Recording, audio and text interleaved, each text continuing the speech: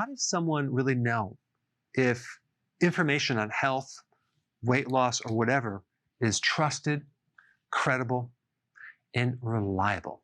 That's the topic of today. Now, of course, most people go online, they do a search, and usually whatever is first, they pick that as the most credible or reliable information. And so that's what I did.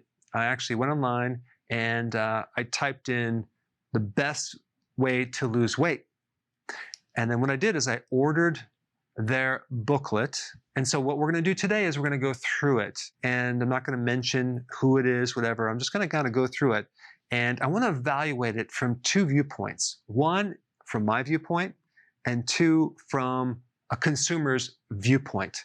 What you're going to find out, there is so much information and data in this booklet, and really no emphasis on the most important things versus all the other stuff that may not matter. What is the most important thing to know about this? Do I have to read the entire article, the entire book, and then do everything? Or do I just focus on one thing or two things? That is a big issue. So what makes something credible? Is it the number of studies that are backing it up?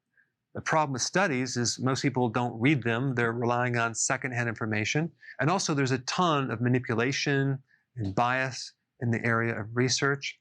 What about testimonials? I like testimonials, especially if they're video or picture, because that doesn't lie. I think even though it's anecdotal, I think they're credible. Also reviews, they can be faked, but if I see a comparison with two different products and one has a lot more reviews, I'll have a tendency to buy that product over this product over here. And before I get into it, I want to share with you a very interesting observation that I made just being in practice for 30 years.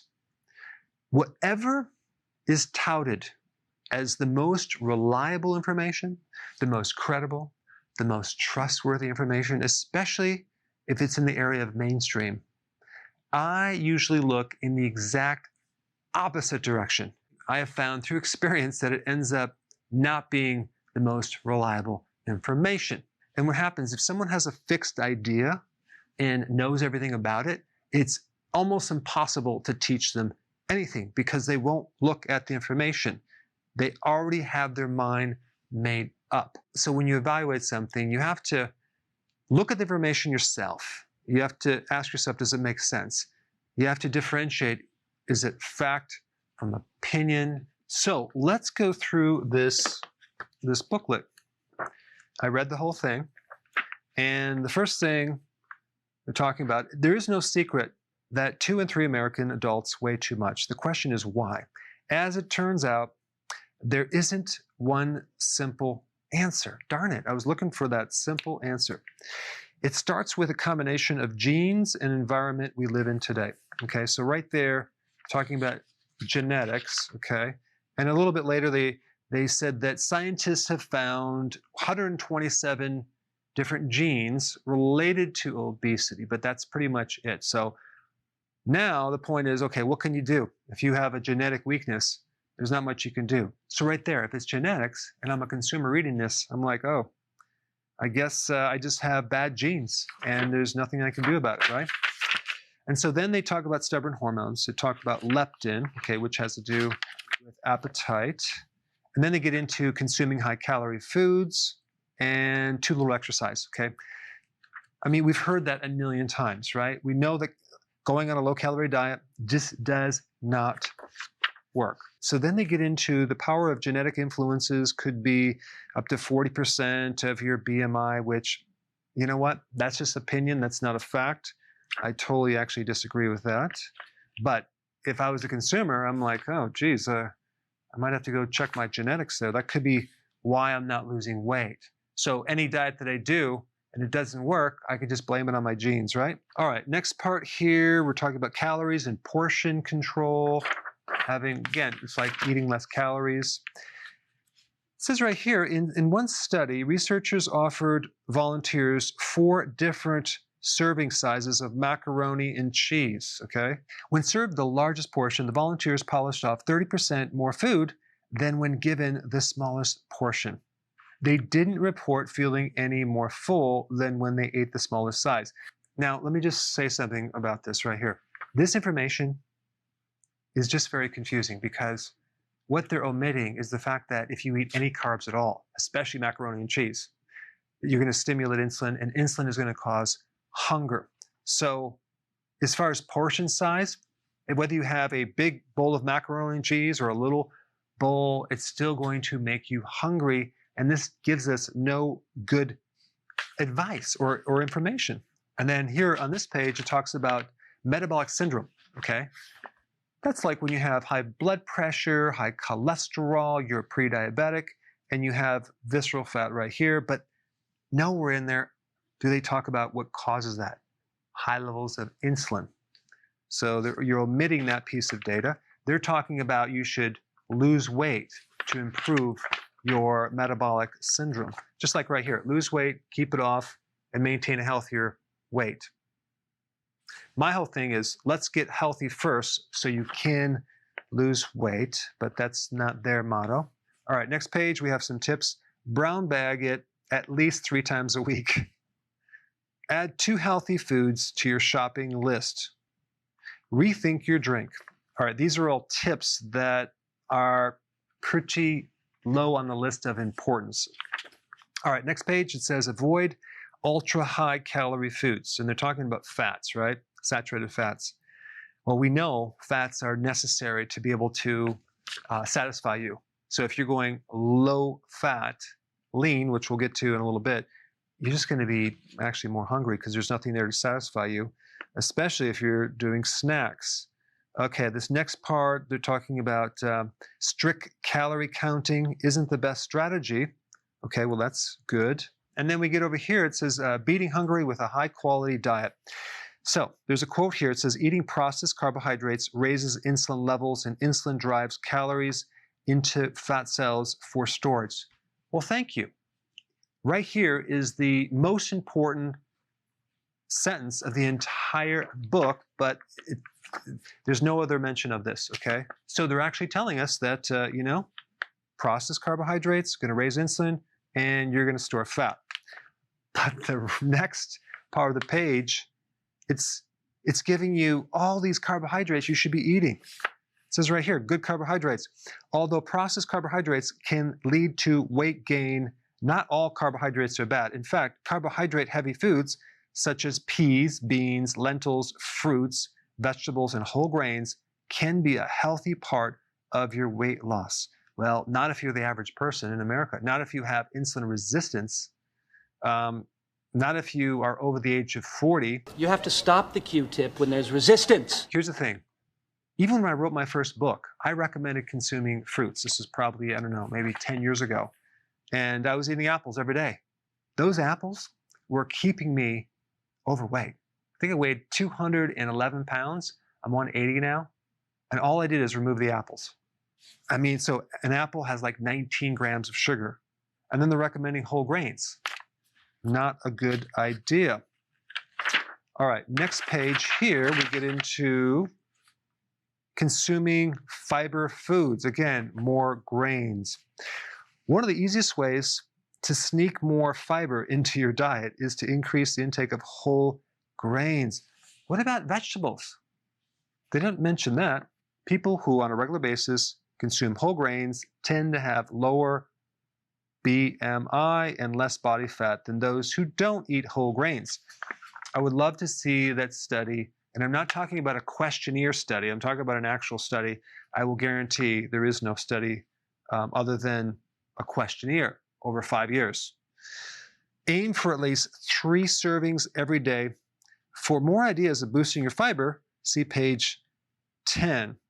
Okay, and then they're recommending fruits right here. Okay, then we get into lean proteins, okay? You should always have lean proteins, skinless chicken breast, etc., etc. Like the fat's gonna really make you fat. No. When you have lean protein, you actually immediately increase the food's relationship to insulin. You increase more insulin. There's a scale called the Insulin Index. And the leaner the protein, the higher it is on that scale. So the fattier the protein, the lower the insulin response. So an insulin index is those non-carbohydrate foods that trigger insulin compared to the glycemic index, which is just carbs.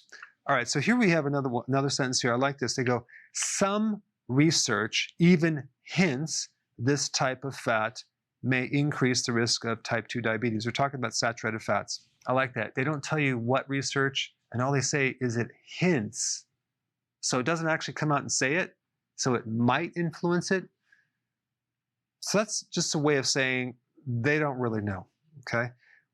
What's more, in late 2015, an international panel of experts convened by the World Health Organization concluded that processed meats raise the risk of colon cancer. Instead, stick with a healthier, low-saturated fat options such as chicken, fish, eggs, tofu, beans, and lentils. Well, wait a second. No. What if you're doing grass-fed beef that's high in saturated fat? Isn't that okay? So that's not the type of processed foods that they're studied.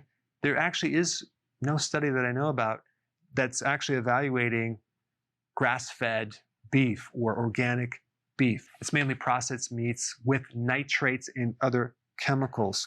All right, next part, they're talking about power up your morning with, you guessed it, breakfast is the perfect way to start your day on the right track. Here's why. Breakfast can supply lots of foods and nutrients that are linked to less hunger. Well, wait a second. You just went to bed last night and you didn't eat the whole night. You're in this fast. And then you wake up. Many people aren't even hungry. And then you're going to eat. You're breaking the fast. So guess what? If you were just to keep going, you would actually not be hungry, maybe until noon. So I just disagree with that. Okay, so we have breakfast doesn't have to be a major meal. Work some extra fiber into your day by grabbing a couple of slices of whole wheat toast or a whole grain English muffin. Or if you have a few extra minutes, pour yourself a bowl of whole grain cereal. Boy, they're really pushing these grains, aren't they? So it's more carbs, more carbs. What's going to happen is about an hour and a half, you're going to be hungry. Why? Because of insulin. And this is what is missing in this publication. Someone without the knowledge that insulin is like the most important thing is going to read this and just be totally confused and say, well, yeah, I already tried that 20 years ago. It didn't work. And maybe it's my genes, right? All right, next part says the art of snacking. Okay, it says that you may have heard that eating lots of small meals or snacks is the best way to curb your appetite. The truth is, this advice has been greatly exaggerated.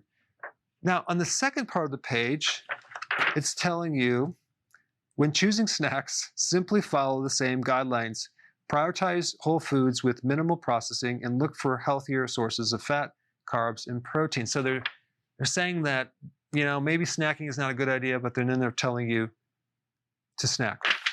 Here's a good one. It says, hide snack foods. If you keep your salty or sugary snacks on the kitchen counter, find them a new home tucked away in the pantry. If they're not in your line of vision, every time you enter the kitchen, you'll be less tempted to eat them. That is not true. I know people that will search out these carbohydrates every night looking for these snacks. And it's not a big deal to go into the pantry and grab them. Why even buy these snacks in the first place? Don't buy them. Keep them out of the house. Or on page 29, you can just, if this doesn't work, you can try cognitive behavior therapy. Okay, so they give you that option. They also give you an option of gastric bypass. So here's the problem. You have this document that gives you a lot of information with some true information, some false information, but they don't tell you what is the most important information. And that is this right here. Base the whole diet on keeping your insulin low, and you will be successful. All right, talk to you later. Hey, before you go real quick, I have a course entitled How to Bulletproof Your Immune System. It's a free course. I want you to take it. And here's why. Here's you. Here is your environment. Everyone is focused on this over here, avoiding your environment. But what about here? What about strengthening your immune system? That's what's missing. This course will show you how to bulletproof yourself. And so you can tolerate and resist your environment much better by strengthening your own immune system. I put a link down in the description right down below. Check it out and get signed up today.